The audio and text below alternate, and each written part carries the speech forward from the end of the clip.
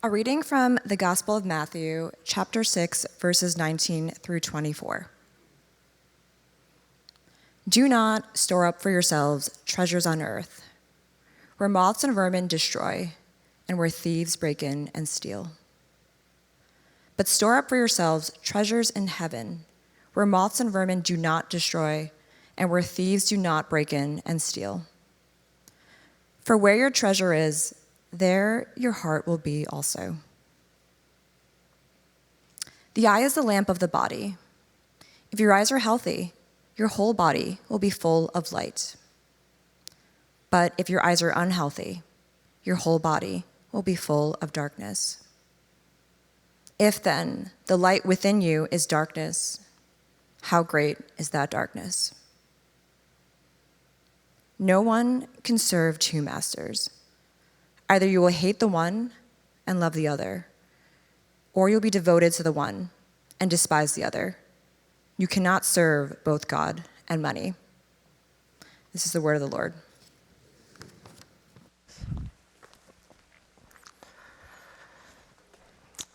All right, so we've been looking at our DNA over the past several weeks, the kind of church that we want to be. And we've been saying over the past several weeks that when the gospel comes into your life, when Jesus comes into your life, he doesn't just change you in particular, but the gospel always moves out to impact not only your life, but the community around you and the world that God has called us to live in, or in Brooklyn where we live. And so there's always this outward-facing movement of the gospel in our lives that God calls us now in Jesus to go and multiply life, to go and be generative, or in other words, to be generous with our lives and to give ourselves away. Which means if we want to live into our vision and be the kind of church that we want to be, we actually have to take the time to uncomfortably talk about money today. And we already started with a financial update. You might be saying, oh my gosh, I thought that was the end of it, but we're going to have a whole sermon on money. And the answer is yes. Because in our world today, money and our love for wealth has a particular grip on our hearts. And we have to, no matter how uncomfortable it might be, no matter how vulnerable it might make us feel, it's actually healthy for us to talk about money. You see, you realize that money has been one of those things that has been trying to replace God for ages. Money has tried to replace God for ages. I remember seeing this article, this research that this psychologist did several years ago that predicted that by 2041, that all of religion would go away. Because he predicted that as nations get wealthier, people would and as people's personal possessions grew, people would need God less. And the basis of his theory was that you could see a concentration of atheists, particularly in the richest countries in the world. So the wealthier the nation was, the less of a need that people had for God, which is why this guy thought, well, as we continue to just grow economically, people are going to need God less. Now that's proven to be false, but it still shows sort of our heart posture that shows that money has absolutely been trying to replace God for decades, for centuries, for all of time. And the reason for that is that money promises to give us everything that only God can give to us. Right? If you have money, if you have wealth, it gives you a ton of hope. It gives you a lot of peace. It can buy you a lot of comfort. It can buy you a lot of security. It can buy you approval. And it can seem to give you all of the kind of power or prestige that you are looking for. And that is why Jesus, in our passage, calls God mammon. He says you cannot love both God and mammon. And that's the word that he uses here for money. It's the Aramaic word where Jesus is specifically personifying money to show that there is this rival God nature about money. That it actually has the ability and the power to grip your entire personality and to require worship, making money a very, very powerful rival God. Which is why the Bible, actually, even though we don't like talking about money, the Bible talks a whole lot about money. In fact, there are over 2,300 verses in the entire Bible that have to do with money. So as much as we say here in this space, I don't want to talk about these things because it's uncomfortable, it's as if God's word is saying oh no, we need to talk more about these things. We need to unearth more things, and that is what Jesus is trying to do. Because if we want to live into our vision to be a very generative, a generous church that goes out into this world to bring healing and renewal, we must have a right relationship with our money. And if we do, if we see what Jesus is teaching here, not only are we going to become more like him, we're going to live like him in giving ourselves away for the good of others and for the good of Brooklyn. And that's what we want to be about today. So this is an important aspect to think through. And I want to highlight our passage just through two points today. First, let's look at the way of mammon and how that shapes and forms us as a people. But then secondly, let's look at the way of Jesus, therefore, the way of generosity that also can form us and change us. So first, let's look at the way of mammon. Now, right off the bat, I want to say to you that money and wealth and having it is not an inherently bad thing. Okay, so sigh of relief for many of us here in this room, that God is actually not saying that if you have it, this is bad. In fact, we looked last week at our vocation and our callings, right? And we saw how in Genesis 1, God actually calls Adam and Eve and all of mankind to go out into the created order of things and to cultivate, to actually create value, to unlock the potential in created order using your gifts and your abilities. That's kind of your job description, which means wealth creation is what God requires of us in some ways. It is a good and necessary thing. It is a way for us to be like God as we create wealth in particular, as we create culture and wealth. But we're also meant to mirror God as we are generous with those things, with the wealth that is created. And therefore, the Bible teaches that wealth is not evil, but wealth is a tool. Wealth was always meant to be a tool. It was meant to be a tool that is meant to enhance our relationship with God, our Creator, and others around us, and to the rest of the world. And so we're meant to use the wealth to bless creation and therefore honor God with our lives. Like, that is what Genesis 1 and 2 teaches about wealth. But because of now the fall in Genesis 3 and the ways in which things are broken in this world and not the way that they should be, here's also what the Bible teaches.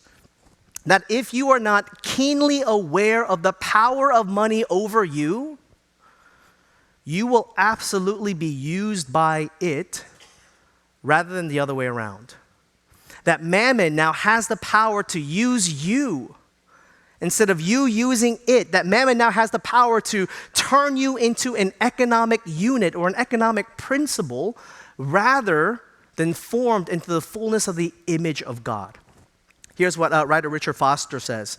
He says, behind money are very real spiritual forces that energize it and give it a life of its own. Hence, money is an active agent. It is a law unto itself, and it is capable of inspiring devotion.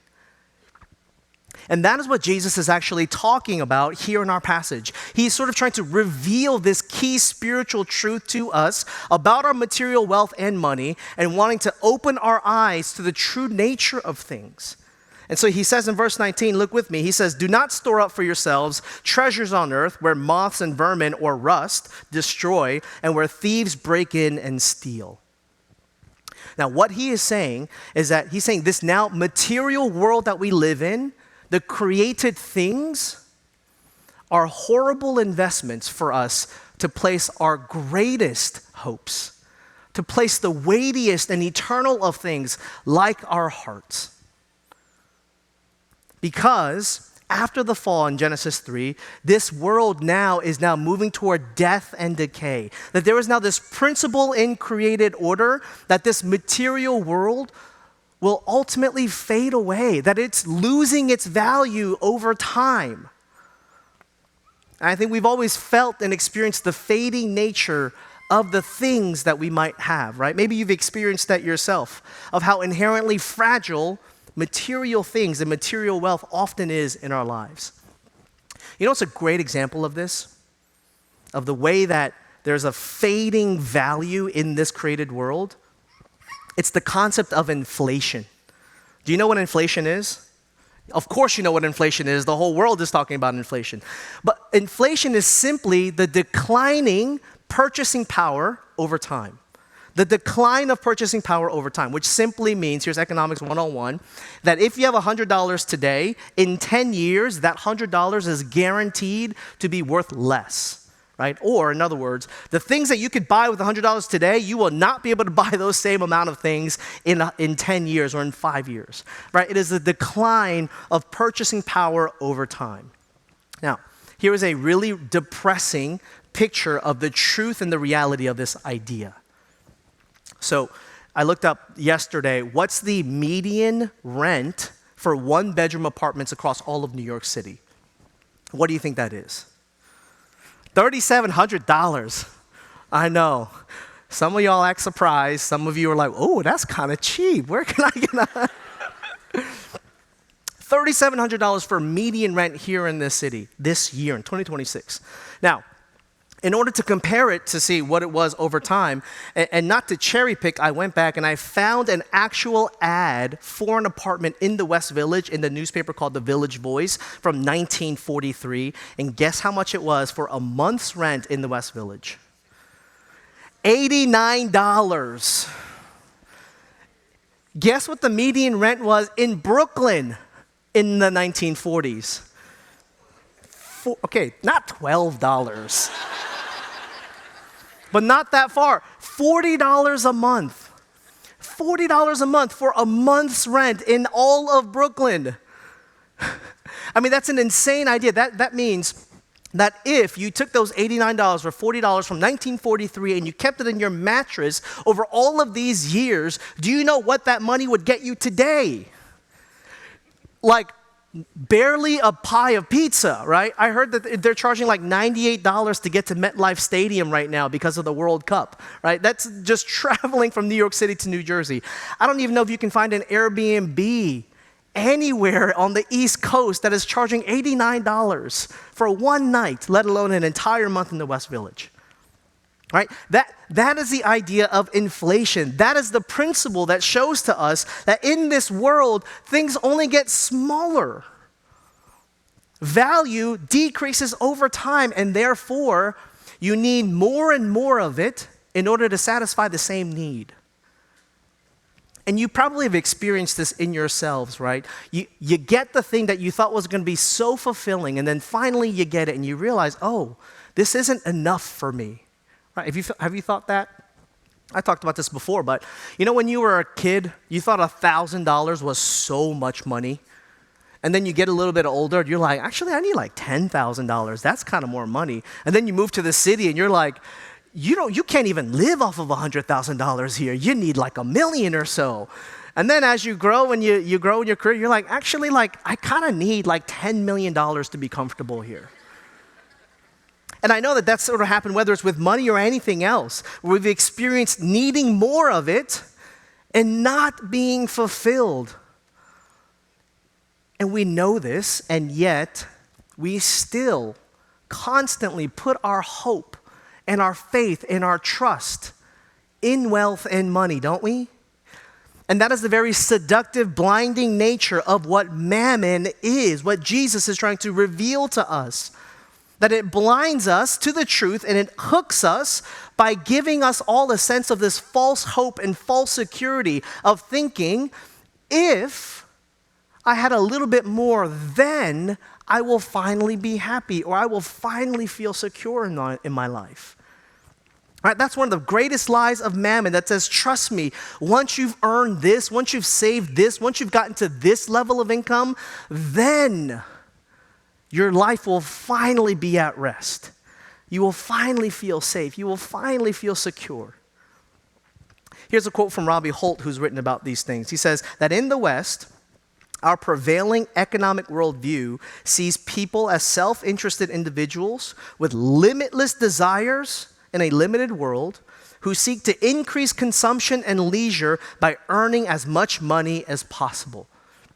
You see that? He's saying the economic reality that we live into is that we are always driven by this idea that if we just have a little bit more in a limited world, then we will finally be okay.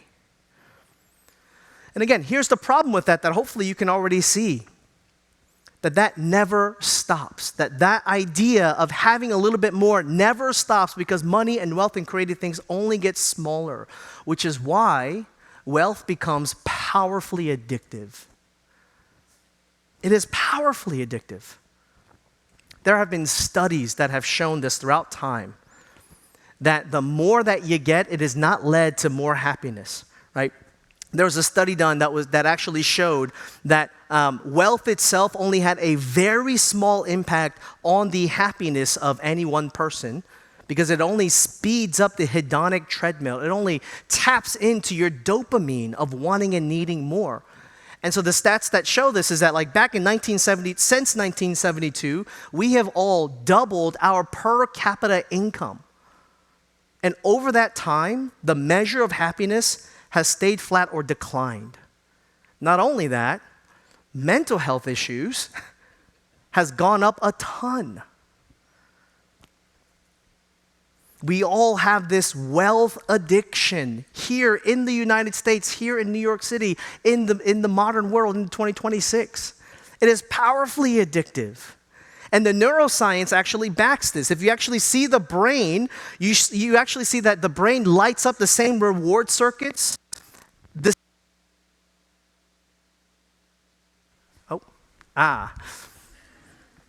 Lights up like that. Your brain lights up like that every time you think about wealth.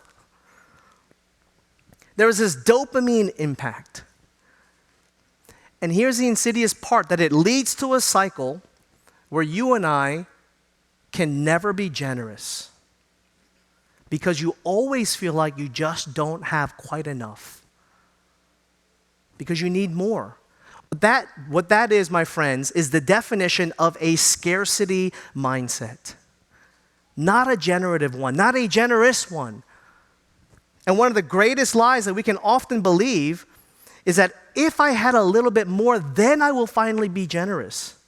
And I'm here to tell you definitively that is not how it works.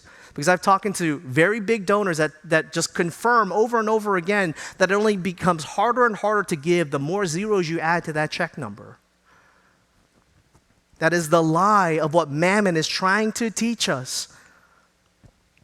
And it's not just that we are addicted to it, and it's powerfully addictive. It is also spiritually very, very dangerous for us because it leads to a blindness about ourselves, and it can lead to us seeing ourselves in all the wrong ways. That is what Jesus means when he says in verse 22, he just starts talking about like the lamp of the eye is the lamp of the body, and he sort of inserts this idea about if your eyes are healthy, then your whole body will be full of light versus darkness. And you think, well, what is that about? Why is Jesus bringing that up in the middle of this? And the reason why he's saying that is because he's saying, because of the blinding nature of mammon, it has the power to fill your entire body with darkness, for you to see yourself in all the wrong ways. You know, like there was the SpaceX IPO this past week, which made Elon Musk the first trillionaire, right? And yeah, whatever you think about that, I'm going to pick on him for a little bit. You know, people who have a lot of wealth have this uncanny sort of pervasive thing within them that thinks because I made a lot of money, I'm therefore good and knowledgeable about everything else, right? How is it that Elon Musk is working for the government of, efficiencies in Doge, right? Trying to figure out how to cut waste. Like, what makes someone like him qualified other than the fact that he's made a lot of money? And that's the thing, right? That's the blinding nature of it. Tim Keller talks about this, that if you are a subject matter expert in anything else, like if you're the top physicist in the world or the top violin player in the world, you would not also think that you are an expert in every other category of life. But when you have money, when you've created a lot of wealth, all of a sudden, you start thinking that you are an expert in every other area of life, that you start to overtrust your intuitions and your instincts, and you feel like you understand everything. See, that is the insidious nature of what wealth can do. That it's not only a rival God, but it can also therefore turn you into a rival God that says, look what I can do. Look what I've created. Look what I have. It creates you into a rival God that makes you think that you are much more powerful than you really are, as we start to take credit for every little thing that comes our way as if we were solely responsible for the wealth that we have. That leads to a lot of pride. And ultimately, it can lead to a posture where you no longer need God anymore. That goes back to this article that says atheists were concentrated in the highest numbers in the wealthiest countries. And here's the thing. It is easy in a time like this for us all to be in denial about how much this particularly impacts us. Because there is always someone, especially in this city, that is much more extravagant than we are, that has a much worse relationship with money, that's less giving than we are. And as long as we find someone else who's worse in this particular area, it can soothe our consciences to make us feel like, I don't really have a problem with this. And again, that is the blinding nature of mammon. And that is why Jesus continues to say, well, therefore, where your treasure is, there your heart will be also.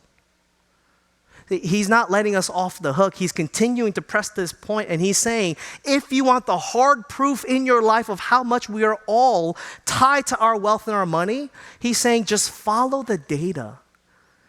See what it is that you and I spend our money on. How easily it flows to ourselves. Like, when is the last time you've really taken stock at your budget and your spending habits? When's the last time you've let anyone take a look at your spending habits? If we did, I think it would be sort of this MRI that shows our spiritual health in a lot of ways. And the data, again, proves this, right? I've said this before, but Christians who are called to be the most generous people in this world, on average, give 2.5% of our wealth away. 2.5% of our wealth on average. Now, that's a low number for sure. The craziest part is that it is down from 3.3% during the Great Depression. So in a time when our world was doing way worse, when people felt like they had way worse, people were giving more than we are today. And so, friends, I want to just gently say to us that we should all assume that there is probably a problem here for every single one of us if we're living in 2026 in New York City. Just assume it, to start taking some of the power of mammon away. And that is why Jesus is just so concerned with why the Bible should I just move to the other mic? Yeah. Oh, I should just move it to myself. Okay. There's a dead spot right there. Gotcha. Okay, we'll try that. That is why Jesus is so concerned with this and why the Bible talks so much about money. Because at the end of the day, Jesus is not wanting or needing your money or my money, but what he is principally concerned with is your heart, which is why he says you cannot serve both God and mammon, because he sees this principally as a matter of worship. Who and what you are becoming at the center of your life.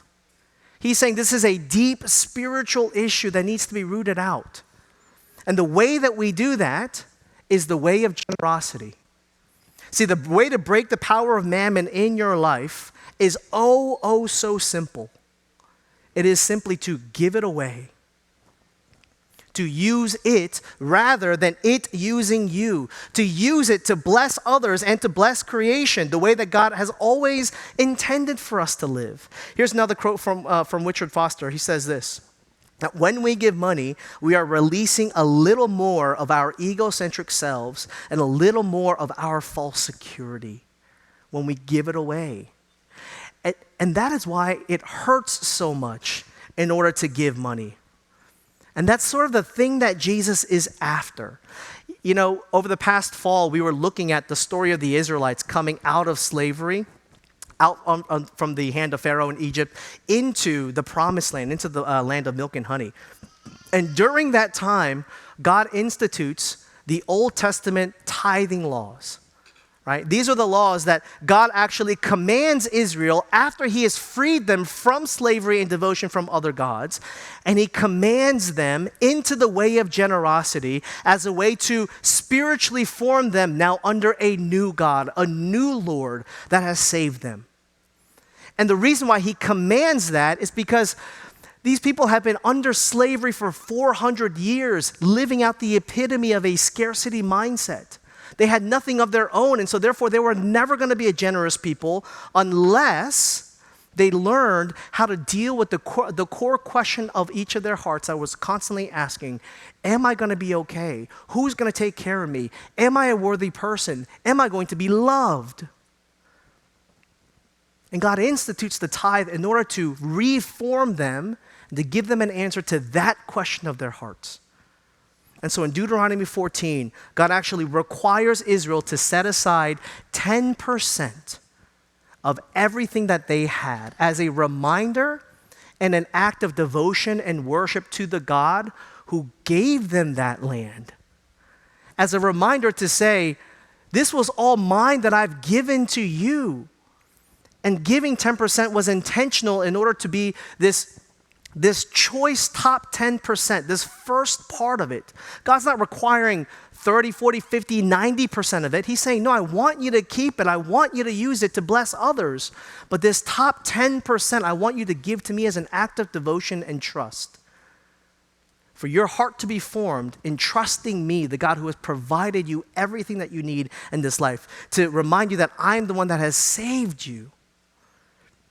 And it was a recognition and a reminder for Israel that their entire lives are owed to the one who brought them into the promised land and authored their salvation from being complete nobodies and slaves to inheriting this land flowing with milk and honey. See, so it wasn't this arbitrary thing, but it was always meant to be a spiritual practice for Israel in order to give, to build it into the rhythm of their life in order to deal with the worry of their hearts. I was constantly asking, am I going to be okay? Am I going to be somebody? And will I be enough? And God was saying, ironically, the way for you to get that answer in your heart is by giving away what they had in order to grow their trust in God, their creator and savior, rather than the created things of this world. You see, what's so genius and beautiful about that is that God is saying, I want you to invest your most treasured material possessions to work for your spiritual formation. As someone who deeply loves and trusts God with all of your heart. And God made it into law. It wasn't a suggestion, but he makes it into law because he knows that people who have been formed through centuries and generations of slavery would never just learn to be generous without practice. That they wouldn't just flip the switch one day and say, I do have everything that I need. God, thank you. Let me now go and be generous to other people. No. We were always going to be butting up against the security of our hearts and actually trusting God. And so he says, I want you to practice this so that you can grow to be a truly generous people. I want you to move away from being a slave through this practice of giving in order to break the power of mammon over your life. And so the economist Edward Bauman, he says this, that money as a form of power is so intimately related to the possessor that one cannot consistently give money without giving of yourself. See, the Lord was moving and shaping Israel in the way of generosity, in his way, in order to move them toward this abundance mindset that he has always wanted for them. And he was doing that by asking them to give themselves away for the sake of others and for his kingdom and not their own, to truly trust the Lord. That's what the tithing laws are all about. It's all about the spiritual formation. But friends, I'm going to contend to us today that we need much more than just practice or guilt or stats or statistics in order to live a truly generous life. See, in order for us to really live the way that God has called us to live, we need to actually see that the way of generosity that God is calling us to is the way of Jesus. That is how he completely lives his life for us. See, Jesus shows us what true generosity is Because earlier I said, the purpose of generosity is to generate more life. You're meant to give your life away so that more life can come from that, to be generative. And you realize that Jesus not just shows us what that's like, but does that for us when he completely lays his life down, dying the death that you and I should have died for worshiping other gods, for trusting everything other than the Creator himself. And he doesn't just die the death that we should have died, but he gives us his riches, the relationship that now can never be taken away, the kind of hope and security, the identity that is completely loved, that is only his, now becomes yours in what Jesus has done for you on the cross, which is why in 2 Corinthians 8:9, the Apostle Paul says this, "For you know the grace of our Lord Jesus Christ, that though he was rich, he was the richest person in the entire universe, yet for your sake he became poor, so that you, through his poverty, might become rich." That you, through his poverty on the cross, where he pours out everything for you. He doesn't just give 10%. He's not measuring how much he should give. He gives of himself completely so that you and I can have a taste of what it's like to be in a relationship with him. That you and I can now have true riches, an inheritance that will never fade, an approval that will never change, a love that will never be taken away. That is what Jesus gives to you. And here's what that means for us. That now, because of what Jesus has done for us, that can free us to give and to live generously with our entire lives, especially our material possessions. Because now money is no longer your security. Money is no longer your confidence. Money is no longer your comfort. Because you have those things now in Christ. So now money is just money. It's a way for you to grow in the likeness of Christ. It's a way for you to image who God is in his generosity. It's a way for you to be like Jesus and generating more life to the people around you. That's what you can do. That's what you're freed for, to live the life of generosity that we were always meant to. And here's always the question that ends up being asked in a sermon like this, and that is, of course, how much? And pre-tax or post-tax? And I'm here to say, wrong question. Give until it hurts. Give until it feels like you are giving a piece of your security away. Give until it feels like you're giving a piece of your identity away. Because that is where the Lord meets you. In that fear, in that place where you have nothing else to hang on to, Jesus says, I am all that you need. Trust me in this. And watch how I give and bring about more life in and through you. So give until it hurts. And friends, that's the kind of people that we want to be made together here at Redeemer Brooklyn, a people not for ourselves, but for the good of Brooklyn. And that's not just a nice platitude, but that is a way of life that we want to live into. The way of generosity that brings about more life to the people around us. So will you join God in what he is wanting to do through you?